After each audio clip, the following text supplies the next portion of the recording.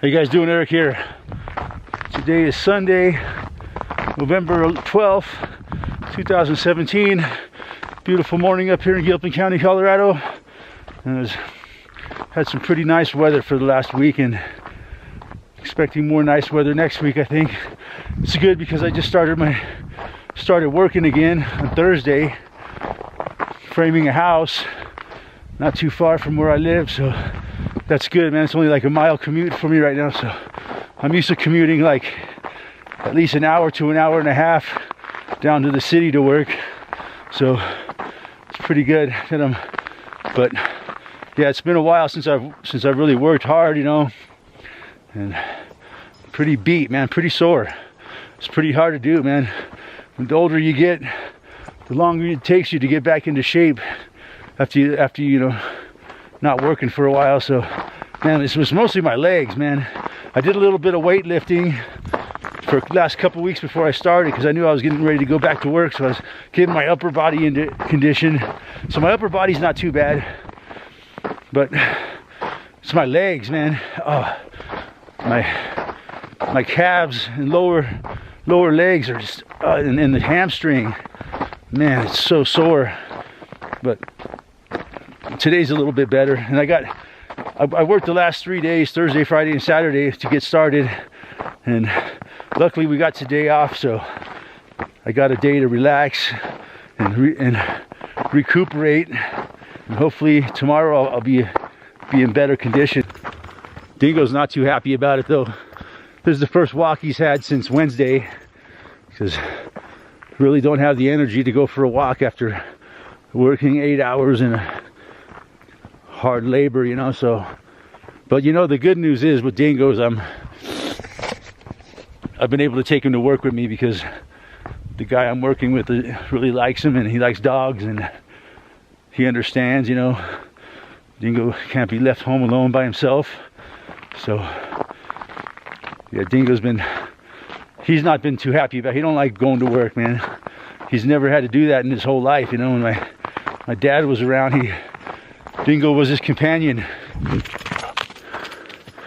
so he's never had to do that. So first day I had him up there, he ran off, and I had to catch him, had to call him back, and so I ended up, the last 2 days I've been tying him up. Either I keep him tied up most of the time or in the car.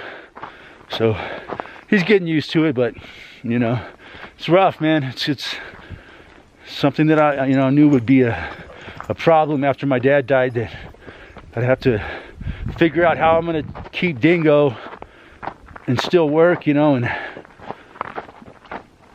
it's not, you know, Dingo, he just doesn't understand, you know, what's going on, why he has to be tied up or in the car, you know. He still seems to be a pretty happy dog, so it's not too bad.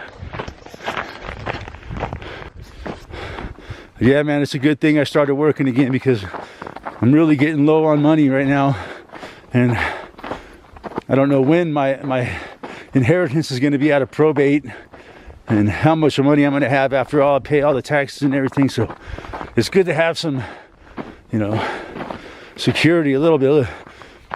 This job's only going to last for about a month, 6 weeks, I guess. It's a pretty small house we're building, so then I have to figure out what I'm going to do after that. Oh, it just never ends, man. The world is so, you know, they just make life so difficult for people, man. But anyways, yeah, at least I'm still able to do my job and function. That's one thing I was worried about, that, you know, my body would break down, because, you know, recently my knees have been bothering me, my shoulder's been kind of bothering me, and so far for these first 3 days, the body's holding up pretty good, and except for, you know, just a little bit sore, you know, getting my muscles back into shape. But other than that, you know, I still can perform pretty well as a carpenter, and I can do just about everything I used to be able to do. So when this job's over with, I don't know, man, if I'm gonna be able to get a job somewhere else, like as a carpenter down in Boulder for the rest of winter, or I may just have to be forced to work at the ski area, because that's all I know how to do. besides being a carpenter, is how to run a ski lift. It's kind of frightening and scary, you know, if you don't know what's going to happen in the next few months. But on the other hand, it's kind of exciting. The fear, you know, the fear of the unknown and what's going to happen to you. You know, it's like, but whatever it is, man, it's going to play out, and there's not much I can do about it except for, you know, it's kind of frightening when you got to count on lawyers and, you know, to try to, you know, stand up for your best interests, when, especially when you know what I know, how the lawyers are. I've been finding out recently how, you know, corrupt the whole system is, and that anybody who's licensed by the bar, the BAR, something British, something registry, are pretty much, they're all in the same gang. And you know, that's like last time I got in trouble, man. I started learning how my lawyer seemed like he was not on my side at all. And that's the truth, man. They're all in the same racket. So you know, so I've been finding out lately that you really are better off representing yourself, you know, learning a few things about the law, learning as much as you can before you go into the courtroom. But the only one that's got your best interest at heart is yourself.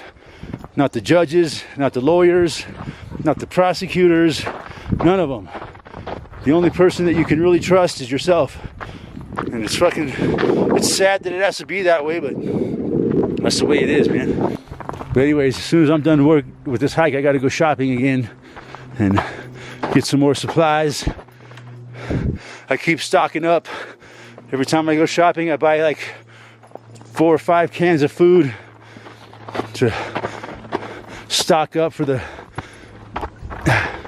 whatever's going to happen this winter. You know, it's better to be prepared and, you know, be able to survive for at least a month or so. And then after that, all bets are off. Yep, all my lawyer did for me last time was get me to plead out, man. To cop a plea. He had no interest in, he had no interest whatsoever in trying to convince the court that I was innocent, that I really had committed no crime, that I really there was no real victim in this fucking so-called harassment charge that I was convicted of. But my lawyer, you know, he didn't care, you know. He convinced me that it was in my best interest to plead guilty and take a plea bargain so I wouldn't have to go to jail for a year. That's how these fucking scumbags work.